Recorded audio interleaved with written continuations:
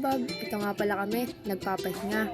Unang vlog ko nga pala ngayon guys, kaya sana supportahan niyo yung vlog ko. Ayan nga pala yung mga Abab, tamang pahinga. Siyempre, pagkatapos mamahinga, ito nga pala kami, kumakain. Shoutout nga pala sa kasama ko guys. Ayan nga, tamang kain lang kami dyan. Tamang time lang. Ang sarap-sarap kasi ng kinakain namin guys. Kaya ayan, ay mga makukulat nga pala. Shoutout nga pala sa kumuha ng cellphone ko. Pero di mawawala ang TikTok. Ayan nga pala ako guys, nag-TikTok ako. Ang daming umi-epal dyan, kaso inulit ko. Ayan lang, nga pala pagkatapos ko mag-TikTok, sumayaw na ulit kami, nag-bihis na ako nyan, hindi ko na na-videoan yung pagka-bihis ko nyan. Ayan nga pala yung mga kasama ko, shoutout sa inyo, empal, solid nyo, promise. Yan nga pala, halatang pagod na ang Abab na yan. Kaya ayan, tamang sigaw-sigaw na lang siya dyan, hindi nga lang naririnig.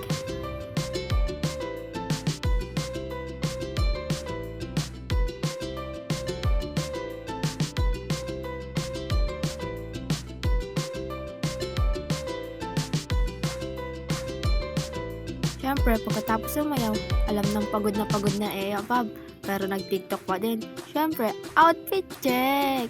Hey! Tamang sawang Abab na yun, no? Ang sarap-sarap naman ng Abab na yan, guys. Sana, ipasayaw-sayaw pa ang Abab, kahit alam ng masakit ang kita. Yan nga pala, guys. Yun lang, paalam!